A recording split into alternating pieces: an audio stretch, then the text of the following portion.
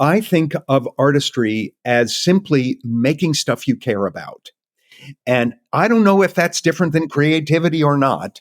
I just know that the skills I use as an artist in my artistic discipline, the verbs of art that I use when I'm making stuff in theater are the same verbs that people are making when they make a beautiful conversation with a friend, when they make a gorgeous Thanksgiving dinner table. Its artistry is not a discipline specific category. It's a capacity and a kind of irrepressible impulse.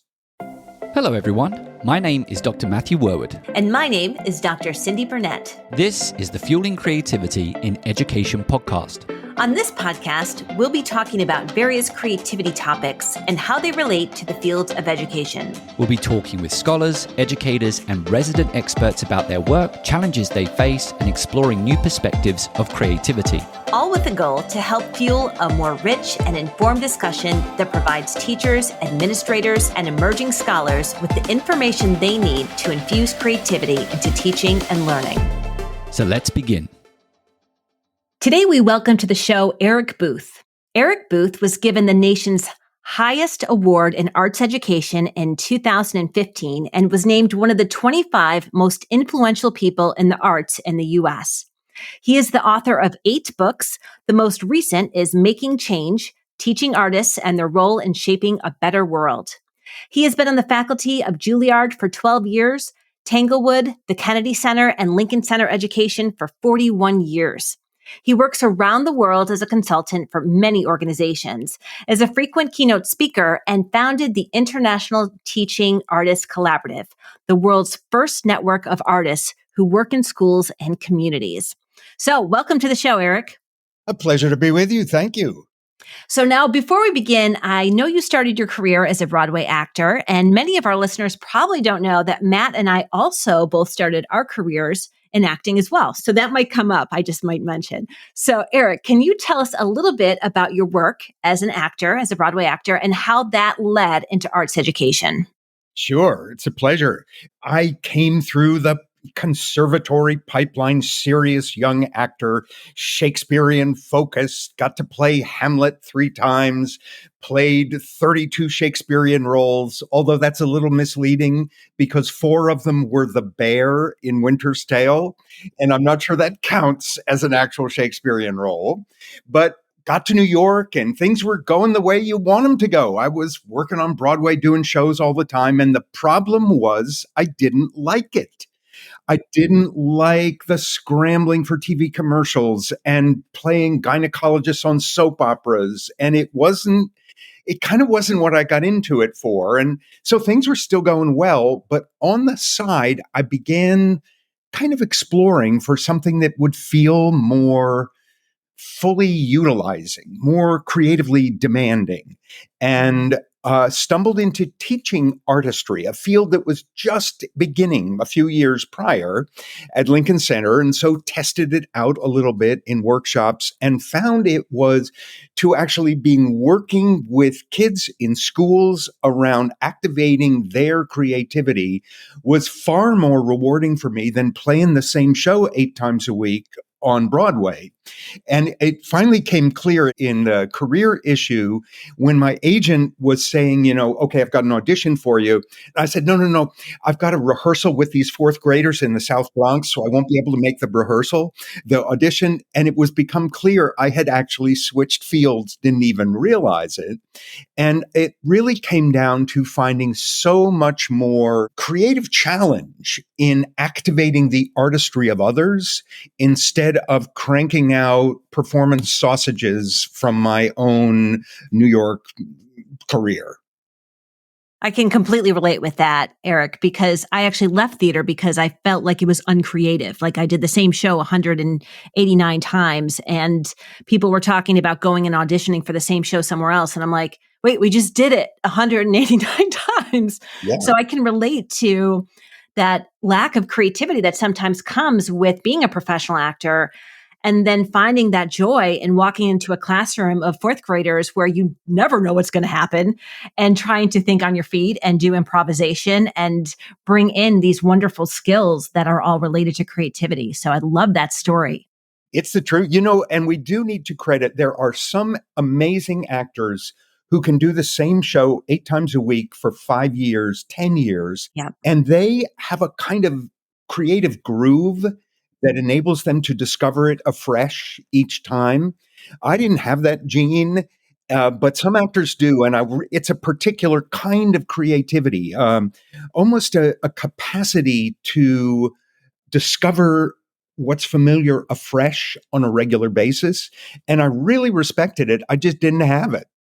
I want to build on that a little bit because I can relate a lot to what you were saying, Eric. I'm not entirely sure whether I can reflect back and identify all of the different elements that I associated with acting and perhaps why I found acting attractive as a career pursuit. Unfortunately, I don't think Shakespearean roles were ever on the agenda, partly because I still remember my Southeast London accent being ridiculed in my very traditional establishment that said I would never be able to play Shakespearean unless I could speak standard English. But you can see I'm obviously a little bit bitter about that. But what I would say is I began to become more aware of this desire for that new beginning, avoiding habit. And there was a sense of habit occurring, even when you're not always doing the same play. Every few weeks, you've got a new script. There is a certain level of monotony about it. And I started to find myself feeling that I was more like a pawn in somebody else's production, as opposed to it was my character and being able to explore all the different possibilities. I had to stand here for this line and I had to look in this direction. Not every director's like that. The reason why I bring this up, though, is that you're making me reflect a little bit about me, like you, always wanting to kind of find an environment where I can pursue new and different things, and the need to pursue new and different things. And I am going to bring this back to the classroom environment because I just wonder if there's that relationship with teaching, because I feel like to a certain extent, I'm working with a group of teachers right now, and we had this conversation about the summer, and some of them, of course, was going and teaching, their 7th or 8th or 9th year teaching 4th grade. And it was very much about trying to think about tapping into your past experiences, meaning you've got a sense of what the new year is going to bring you, but at the same time trying to find new and different approaches to your instruction. And it just, I don't know if you've kind of got a follow-up, but it just kind of feels like there's a close relationship with how we're reflecting on our acting careers, and to a certain extent, how teachers might be experiencing teaching as well. Absolutely. I did an experiment once years ago with a social studies teacher at the 6th grade. And the experiment was she had taught the same piece of information exactly the same way for 15 or 20 years. And our experiment was I challenged her somewhere in the middle of the class, just switch and start teaching it in a new way. That was the experiment. I was in the back of the room. I watched carefully. I couldn't tell when she switched from the old to the new. At the end of the class, I asked the kids, I said, did anybody in here notice that something changed in the teaching that was happening somewhere along the way in the classroom? And like all the hands shot up into the air. And I said, well, what did you notice? And they all said, oh, well, there was this moment, and they could describe it exactly. And here's the words they used: when she started making up sentences. They could tell the difference within 2 seconds. They could tell the difference between repeating information, even in an engaging way, which I could witness, to actually that little edge, and it's an energy edge, of actually constructing new ways to express something you're interested in. They picked up that something was being created in front of their eyes rather than something was being regurgitated at them. That is incredible and scary at the same time. And I do not have a question, but I do have something for our audience to think about. I teach 2 sections of the same class at the University of Connecticut, and I've been doing it for a few years, and we do it back to back. And I have not been able to identify why I have such a different experience between the first section and the second section. But typically, I've been noticing a subtle pattern that the second section, I have to work a little bit harder in terms of engaging them. And I believe wholeheartedly it's something to do with me. It is something that I'm doing. Now, one of the things that I clock myself doing this semester is that in the first class, it's very spontaneous because I don't know what the students are going to bring to me. And so I'm very kind of like, discussion orientated. I like to put something out there and we have a conversation about it. And I'm very flexible on where that conversation may take us. But interestingly enough, in the second section, because I feel that we've covered some important topics in the first section, I try and replicate the same discussion, even if it's not said. And so now I have to go away and really, really think about that because I'm actually worried. I know why I'm doing it. I'm worried because I'm like, okay, well, in essence, because I'm so discussion orientated, we may have two completely different discussions. And how might that impact what the two sections experience? They might potentially experience two different learning environments. But at the same time, I'm obviously doing them a disservice by trying to be repetitive. I have noticed for all of my decades that I've been working with young people, it's in a sense terrifying the degree to which they are observing or picking up on subtle information from us. They know when I'm in love with a subject that I'm teaching and when I'm teaching something that I'm required to teach. It is like blindingly obvious to them, which is why teaching artists who are freelancers, that's my field, teaching artists, my rule with teaching artists is if you do not love a body of work, a project, do not do it, because your number one job as a teaching artist is to light up the artistry of other people. And in fact, one of the rules I use in training teaching artists, it's called the law of 80%. 80% of what you teach is who you are. I call it a law to make it sound scary. And that 80% number creates the false impression I've done some research, which I haven't. But the law of 80% is true, that the single greatest tool you have as an educator is your authentic presence in the room with them. Your curiosity, the way you pick up on things that happen and build on them, the quality of your listening to hear what's almost been said and build on it. Kids learn a whole lot more about creativity from the authentic engagement with a person who is creatively engaged than from any amount of good curriculum or handy workbook activities. 80% of what you teach in creative engagement is who you are. I completely agree with that, Eric. A wonderful stat that you made up. So I want to talk about teaching artistry and the work that you do with teaching artists. So can you tell our listeners what a teaching artist is? And I mentioned before we started that I was a teaching artist when I came off tour and I loved the work that I did. But can you tell everyone what are teaching artists? What role do they play in schools? And in what ways could their work make a difference in the classroom? All right, beautiful setup there. Let me first do two definitions of what teaching artists are not, because people mistake them. First of all, a teaching artist is not an artist who just is earning some extra income by teaching. A teaching artist has developed the capacities to engage with learners to accomplish the number one goal, which is activating the artistry of other people. And a teaching artist is not necessarily a teacher of an art form.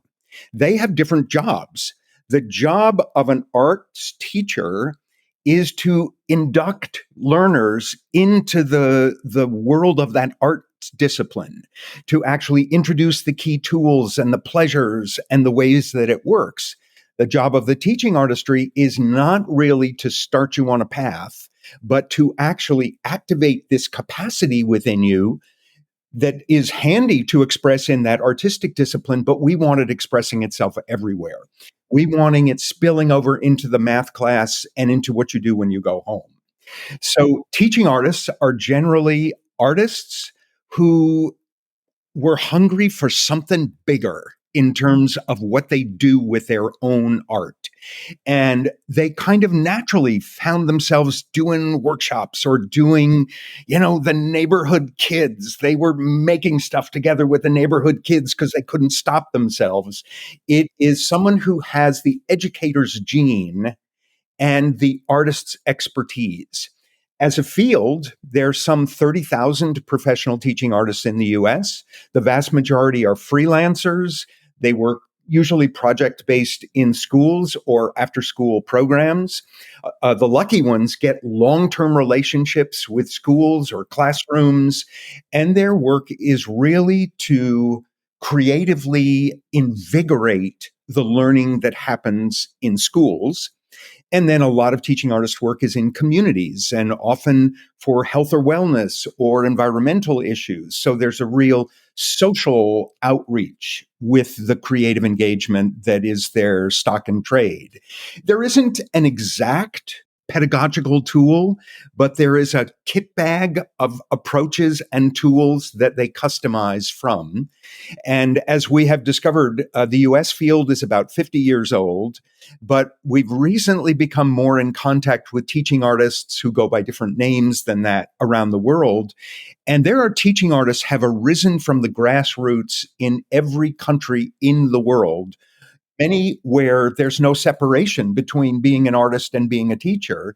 It's just understood if you're an artist, you're engaging with communities and with young people. And so teaching artistry is really a global practice, even though it remains largely invisible and definitely underpaid. And if you don't mind, could you talk a little bit more about artistry? Is it a process or is it a thing? All right, there. Now we're getting into the thick of it. I am not sure if it is different than creative capacity or not. When we start getting into semantic sticky places, I think of artistry as simply making stuff you care about. And I don't know if that's different than creativity or not. I just know that the skills I use as an artist in my artistic discipline, the verbs of art that I use when I'm making stuff in theater are the same verbs that people are making when they make a beautiful conversation with a friend, when they make a gorgeous Thanksgiving dinner table. Its artistry is not a discipline specific category. It's a capacity and a kind of irrepressible impulse. What I'm taking away with that as well is that there are teachers who are solving problems, using technology in new ways, designing all of these different types of instructional experiences because they want to. They're into it. They're passionate about it. And to me, that is a sense of artistry. But the flip side is that sometimes, again, going back, we can get into the routine. So we're going through the procedural steps to doing these things because it's our job. And then maybe that's when it becomes a little bit of a craft. And so I just wonder if, for administrators listening, it's a case of we need to continue to promote the concept of artistry and to try and provide opportunities for our teachers to engage in artistry. And likewise, if we're teachers, we've got to pursue opportunities within our classroom environment for artistry and to a certain extent reflect when we're not engaged in artistry, because we understand we can't always be engaged in artistry, but we might be missing that artistry that might give us that sense of meaning and purpose when we come in every day. I hear two things in what you're raising. Number one is supporting the artistry of the educators themselves. Because of the law of 80%, we know how essential that is if they are going to activate the artistry in their learners. And those are partly conditions that encourage it. My God, most schools are diabolically designed to squelch the creative impulse of teachers with so much pressure, so much demand, so much coverage that the pressure squeezes a lot of that creativity right out. The way to invite it back in is to encourage their reconnecting with their passion about the subject matter and create some free space so that they can, a term teaching artists often use, slow down to speed up. They can slow down for part of the work, for the kids to discover the relevance and their own interest and their own angle, because as the research shows, they're going to go further and faster in the long run. I mean, the research on that's inarguable around the intrinsic motivation research, so that if you can create conditions that support teachers to slow down in order to speed up in the long run, you get a more creative classroom. The second part of your thought was, how do you activate the artistry of young people? And that is partly irresistibly delightful invitations to make stuff you care about that is relevant to the subject matter being taught, but it is not the same as head-on hammering content. It's about invitations into irresistible creative challenges. Teaching artists use the phrase, the ruthless use of fun, to gamify the learning into certain areas so that you enter it because of the pleasure of the process. And then you find yourself making stuff with that material that is relevant to curriculum goals and delightful for a human being. Eric, my mind is going in so many different directions, and you've really struck a chord in terms of things I'm really passionate about, because when I started out in the field of creativity, I came in with an artistic perspective. So I was thinking artistry. I was thinking creative process. I was thinking blocks and barriers that inhibit our creativity. And that's why I went into the field of creativity. And I entered into a Master of Science in Creativity here in Buffalo. And I started learning all about a deliberate cognitive rational semantic process called creative problem solving. And it was so different than how I viewed myself as an artist. And then they brought me on to teach the cognitive rational semantic approach to creativity during the day. And at night, I was working as a teaching artist. And what I was doing was also creative, but completely different. And when I would go to my artistic colleagues and say, you have to look at this deliberate creative problem solving process and these cognitive rational semantic tools, are like, oh, no, that's not what I do. I'm an artist. It all comes from intuition, and then I would go to my scientific friends and I would say, oh, you've got to see what we're doing in the arts. They say, oh, no, that's too woo woo. We don't do that sort of stuff in the scientific realm. I mean, I spent my whole career sort of looking at this early on around what is this bridge between expressive creativity and artistry and improving on things and the cognitive rational semantic, scientific approach to creativity. And I've been using the set of creative thinking skills that bridge that gap between the two conversations. So artistry and scientific approaches to creativity teach us how to keep open to new ideas. It teaches us how to visualize things in rich and colorful ways. It teaches us how to embrace ambiguity. It teaches us how to be flexible in our cognition, and I guess in dance, flexible in our bodies. It helps us to put things into context. So like using this language is both artistic and creative and scientific in so many ways if we can bridge that gap, because there's so much that the arts can learn from the sciences and there's so much that the sciences can learn from the artists. And I think we don't spend enough time making those connections. What I think is so beautiful about the work as teaching artists is you go in and you're bridging that gap between artistry and everything else they're learning in their domain specific classes. I certainly agree with you. And I think we don't help our case often when we use language that adheres to one or the other of those polarities. I always remember that beloved quote from the physicist David Bohm, who said, any time you see seeming opposites, look for the greater truth that contains them both. Yes. And for me, the greater truth that contains the science, art, false dichotomy is when we start referring to the nouns and the outcomes, it starts to look like they're very separate. When we start to pay attention to the verbs, to the processes, they start to come much closer together and have a real conversation with each other. About 20 years ago, I did a little project where I was fascinated with habits of mind. I was inspired by Costa and Kalick and their 16 habits of mind. So I came up with what I called the habits of mind of creative engagement. And so what are the things human beings do when they are creatively engaged in scientific inquiry, in studying what's in a painting, in trying to figure out what the next moves in a dance should be? And I came up with this bunch that I used to introduce in schools. I had 20 of them, a not very helpful small list. But it boiled down to terms we all hear, but it's simple things like generating multiple ideas and selecting solutions based on quality. Things like sustaining an inquiry of questions over time.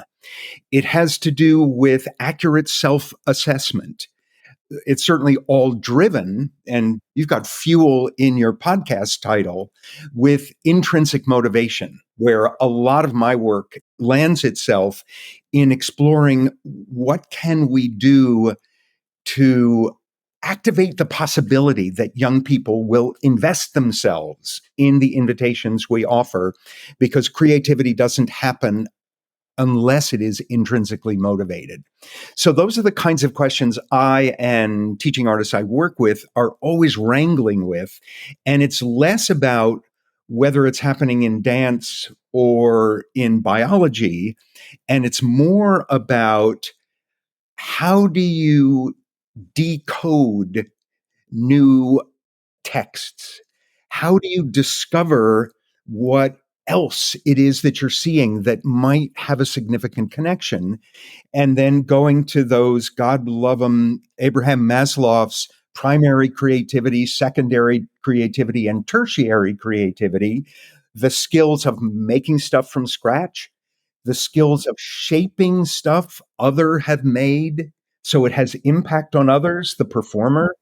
And then that third, tertiary, the improvisational capacity to make and express effectively together at the same real time. So that's where the teaching artist inquiry lives, and you know it well, Cyndi. Do you want to bring more creative and critical thinking into your school?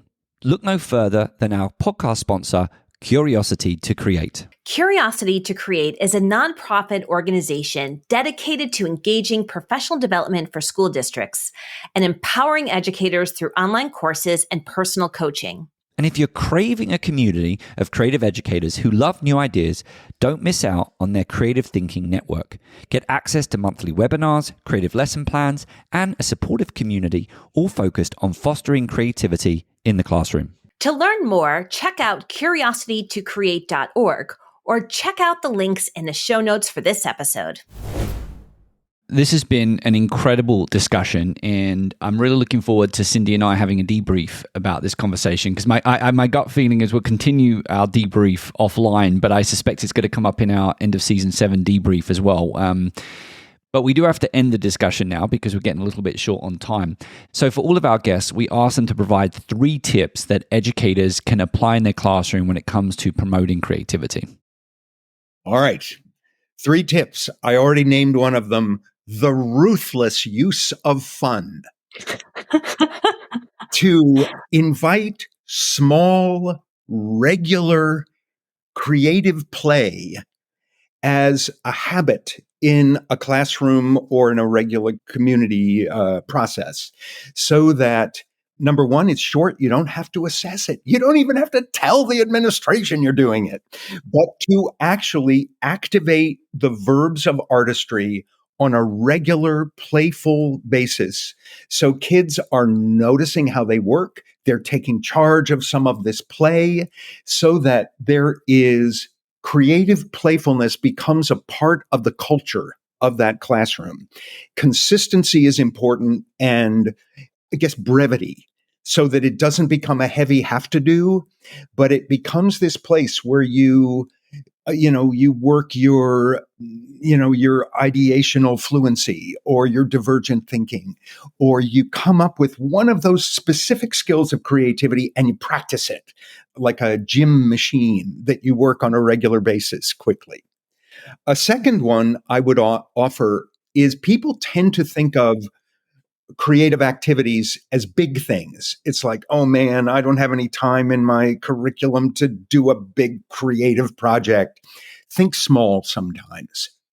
Like those little creative bumpers I was just describing. Do small creative projects. Sometimes think small. In fact, sometimes focus small. Sometimes focus on, take 10 minutes to create one sentence that accomplishes something beautiful or surprising or interesting. Sometimes work small and look at the processes you went through to come up with that small thing.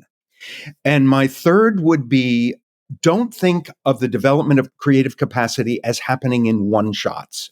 Think of it more like a muscle that's partly to encourage that shy or not so confident part of a lot of students to regularly be invited and feel the pleasure of making stuff they care about and making it a regular part of a classroom culture, because it is partly a cultural issue to have a space where kids can feel they're succeeding if they're coming up with divergent ideas, not that they're creating trouble or they're being the weird kid. So the regularity of creative invitations, even if modest in scope, my dream is that schools have creativity coaches, that teaching artists are hired to be a coach for every teacher in a school, to kind of look at the ways in which small, regular activities can become a part of every classroom and big projects too. So 3 guidances: ruthless use of fun, regularity, and small focus can change any classroom. Well, Eric, thank you so much for your time today. If you're interested in Eric's work, check out his website, ericbooth.net. We'll put that link in our show notes, and check out his most recent book, Making Change, Teaching Artists and Their Role in Shaping a Better World. And we always could use more of that. So my name is Dr. Cyndi Burnett. My name is Dr. Matthew Worwood. This episode was produced by Matthew Worwood and Cyndi Burnett. Our podcast sponsor is Curiosity to Create, and our editor is Sam Atkinson.